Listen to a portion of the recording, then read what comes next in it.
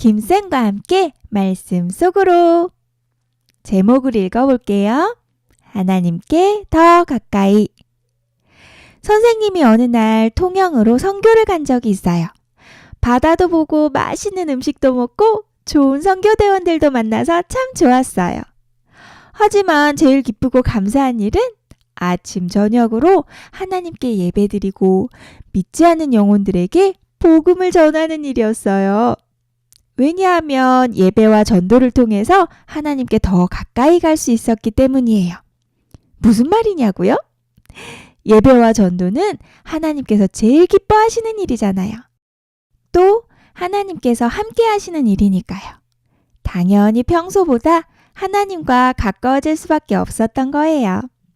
오늘 말씀에는 하나님을 진심으로 사랑해서 하나님께서 기뻐하시는 일에 온 마음과 열정을 쏟은 다윗이라는 사람이 나와요.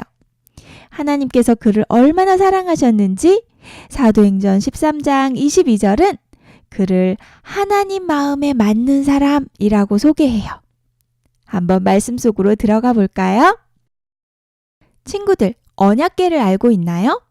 언약궤 안에는 십계명 돌판, 만나 항아리, 아론의 쌍난 지팡이가 들어있어요. 특별히 언약궤는 하나님의 임재를 상징했어요.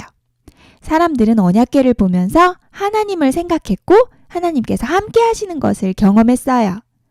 과거의 이스라엘은 소중한 언약궤를 블레셋과의 전투에서 빼앗기고 말았어요. 자기 욕심을 위해서 하나님을 이용하려고 했기 때문이에요. 언약궤가 가는 곳마다 하나님께서는 역사하셨어요.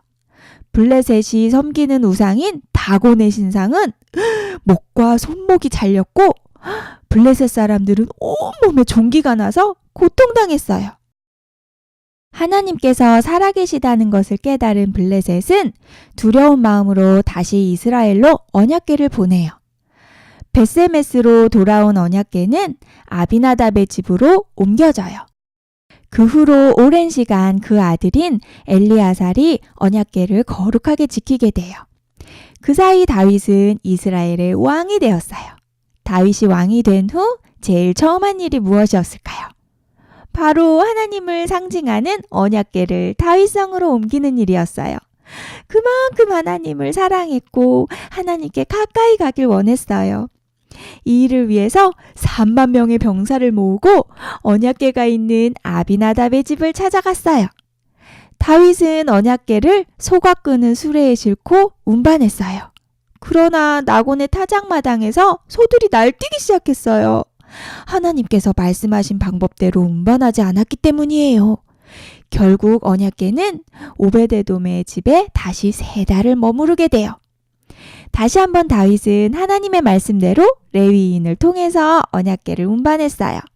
다윗은 기쁨으로 즐거움으로 언약궤를 맞이했어요. 그 기쁨이 얼마나 컸는지 언약궤를 옮기기 전에도 숫송아지 7마리, 숫양 7마리로 하나님께 예배를 드렸고 옮긴 후에도 번제와 화목제를 드렸어요. 또 뿔나팔, 재금, 비파, 수금 등을 타면서 사람들과 함께 신나게 찬양을 불렀어요. 그뿐 아니라 다윗은 왕이었는데도 불구하고 신하들과 백성들이 보는 앞에서 춤을 추고 뛰놀았어요. 체면과 위엄을 차리지 않았어요. 사람의 눈을 의식하지 않은 거예요.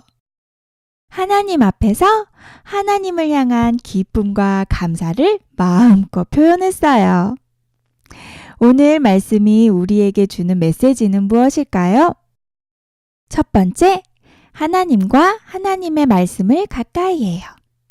다른 사람들은 언약궤에 관심도 없었고 이용하려고만 했지만 다윗은 하나님을 사랑하는 마음으로 하나님께 더 가까이 가기 위해서 언약궤를 옮겼어요.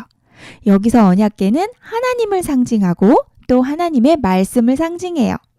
그러므로 하나님을 가까이 하는 것은 하나님의 말씀을 가까이 하는 것과 같아요. 자, 친구들은 하나님의 말씀과 가까운가요? 먼가요? 한번 생각해 보세요.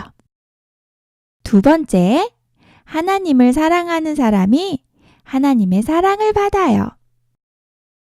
잠언 8장 17절을 보니까 나를 사랑하는 자들이 나의 사랑을 입으며 나를 간절히 찾는 자가 나를 만날 것이니라 라고 했어요. 하나님을 간절히 사랑하면 하나님께서도 그 사람을 더욱 사랑하세요. 언제나 함께 해주시는 하나님을 만나게 될 거예요. 여러분들도 다윗처럼 하나님께서 부어주시는 놀라운 축복과 은혜 가운데 거하기를 기도합니다. 외울 말씀 읽어볼게요. 너희는 그의 언약 곧 천대에 명령하신 말씀을 영원히 기억할지어다. 역대상 16장 15절 말씀. 아멘.